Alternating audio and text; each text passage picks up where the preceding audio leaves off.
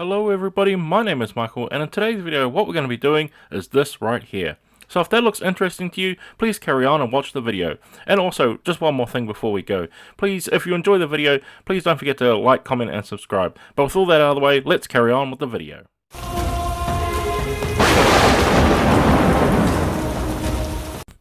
Okay, so painting up Maester Aemon here, since he's a part of the Night's Watch, all I've done is given him a nice plain black prime.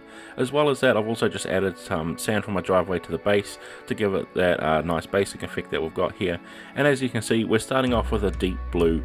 And what I'm going to be doing is dry brushing this on very slowly and lightly, slowly building up the color to change that color from black to a slight tint of blue. Because, you know, the Night's Watch are black here, but we want to add in some interesting color and not just paint them black or very, very dark gray and make it nice and easy to get over with. We want to add in a little bit of style here and make them so we can separate characters out from one another, and also just add in a little bit of subtle visual interest. While it'll still look black overall, you'll be able to see that it has those slight blue hints, and it's just a matter of going around, like I said, very lightly with our brush and just slowly picking out those areas and continuously building that layer up slowly over time.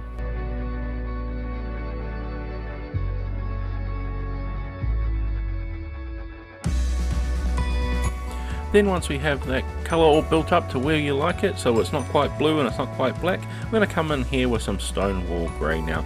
And what this is going to be is for the little bits of fur trim around his collar that he's got here. It's very, very small and subtle, but like I said, he's part of the Night's Watch and 90% of him is going to be black.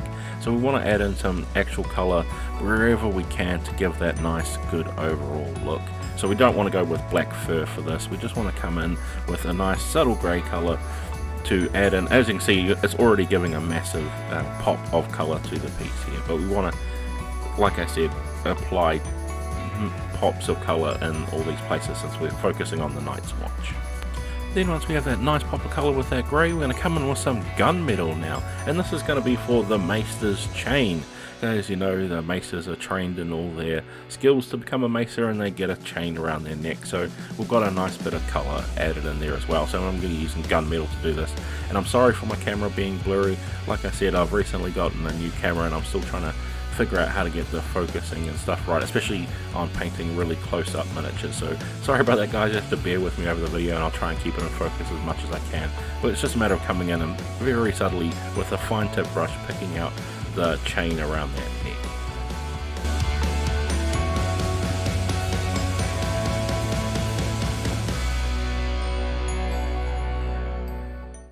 Then once we have that chain picked out, what we're going to be doing now is we're going to come in with some dark tone, which, as you know, is a black wash, so you could use nail oil here as well, or any type of black wash you've got. And we want to give a good overall coat over everything we've just painted. Just give it all a nice completely black wash, and what it'll do is it'll reduce the colour of that blue we've slowly dry brushed up. As well as that, it's also going to dilute a little bit of our fur that we've got around, as well as the chains, and it's just going to bring everything back down to the black colour to the Night's Watch. Like I said, they're very, very dark in their colour scheme here, but we want to add in little bits of colour, and that's how we've been doing it so far, and then we'll darken it all back down to give it that good overall Night's Watch appearance with our black wash.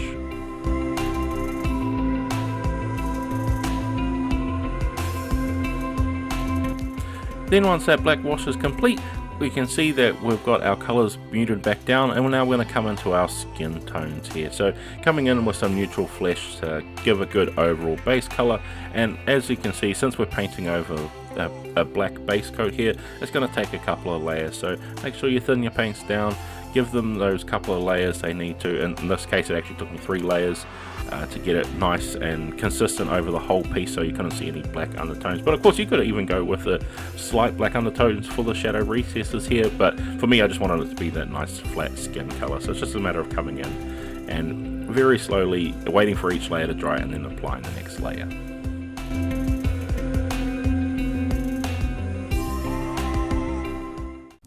Then once we have that skin where we want it, what I'm going to do now is come in with some cavalry brown.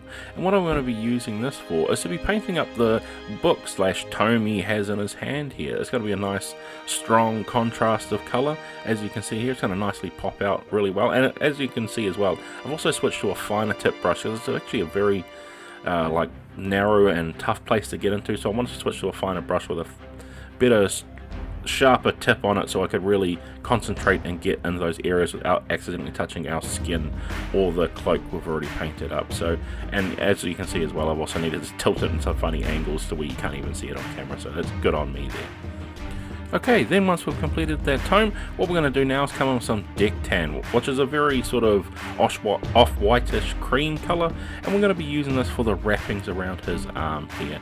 So I wanted to keep it these colours sort of neutral and bland, because you know, it's from the Night's Watch. They have access to very sort of browns, greys and blacks. They don't have a big massive amount of colours, so we want to stick to that, or I want to stick to that as sort of much as possible. So that's why I've gone with deck tan here, which is sort of off-whitish creamish colour, nice and plain for his underclothes / wrappings he has around his arm.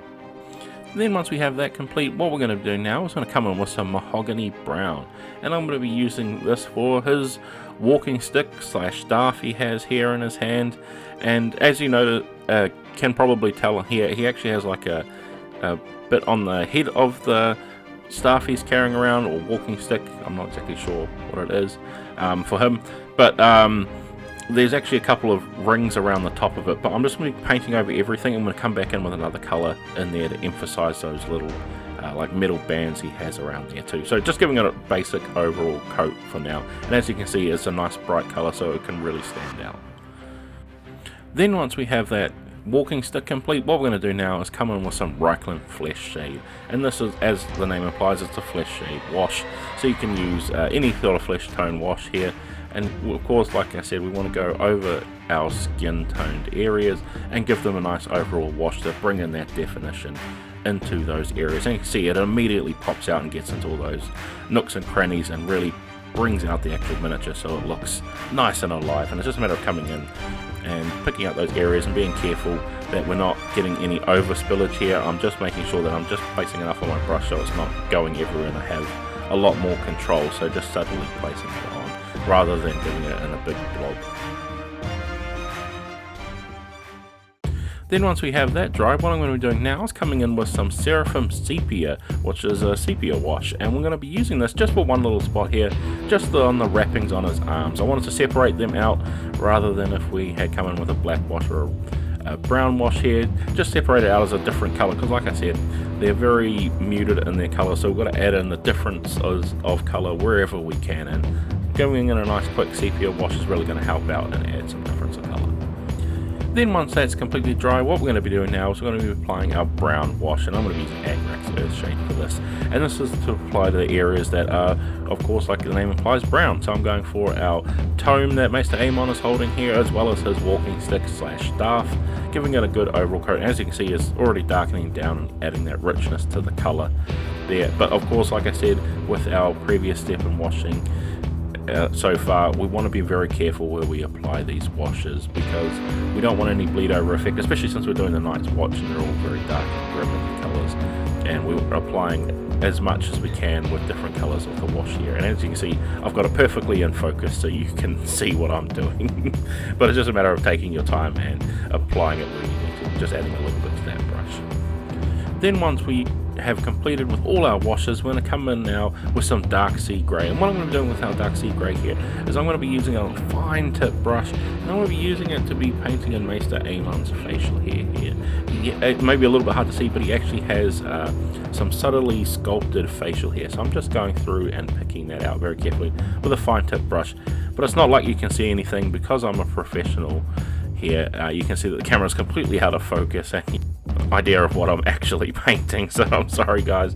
Like I said, it's a new camera, I'm still getting used to painting it, but it's just a matter to let you know that there is some subtle facial hair sculpted, and I'm coming in with a very fine tip brush and I'm just carefully applying it. I don't even have my camera in focus of the actual piece I'm painting, I'm just seeing my fingers here, so special hidden technique for you guys. Then once we have that facial hair painted in, what I'm going to do now is come back in with our deck tan and I'm going to apply the highlights to the area where we have those deck tan. So that's of course the wrappings around his arm, and as tradition's going so far with our new camera here and not learning the focus length that I've got here, is of course to paint it off screen, out of focus, and so you can only see my fingers. So it's just a matter, like I said guys, it's just a matter of picking out the highest points on those wrappings and trying to pick out a few individual wrappings itself. Okay, now for third time the charm to see if I can keep something in focus. We're going to come in with some stonewall grey here, and what I'm going to be using it for is to be picking out the tufts of fur around our Maester Aemon here, and as you can see, third time was not the charm. I have not got this in focus. I've got it in slightly better focus this time in terms of the camera, and I'm not just seeing fingers, so that's at least a bonus. But as you can see, I'm just slowly, well not as you can see, you can't really see anything I'm doing here as it's so blurry, but I'm just going through and picking out the highest point. Oh, there we go, now I've actually got some camera focus. I'm learning that, hey, I need to be able to see what I'm doing, or you guys definitely need to see what I'm doing here, not so much me, but you can see I'm just going in and picking out those raised edges. Then with that fur highlighted, what we're going to be doing now is coming in with some brassy brass, and what we're going to be doing for this is we're going to be using it to pick out the top of the staff here, and like it's been naturally going with this filming session here, is I point it out of focus on my fingers so you can't see much of anything, but I'm just going around and picking out the top bands around his walking stick that he's got there. As well as that, I'm also picking out just a few of the parts on his chain, since he's a maester and he has that maester's chain on him. He also has a few like little medallions on there as well, so I'm also just going through and picking out a couple of them too with that different color. But you know, professionalism at its best here, out of focus and completely off screen.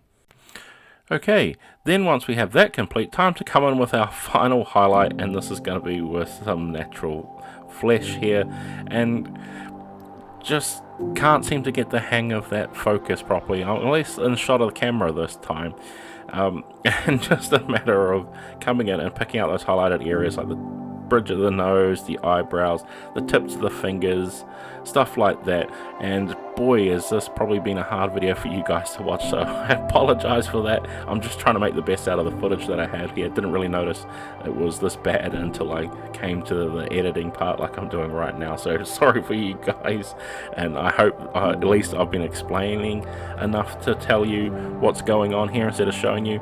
But let's definitely move on to those glamour shots so you can actually see what I painted up here instead of it being completely out of focus all the time.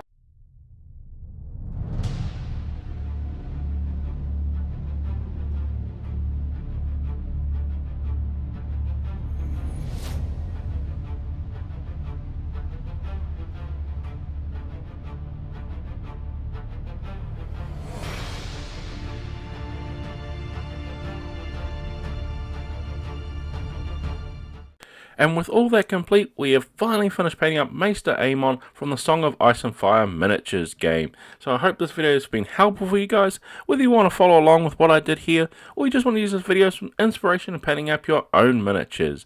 But with all that said guys, I'd like to thank you all for watching, and I can't wait to see you all in the next video.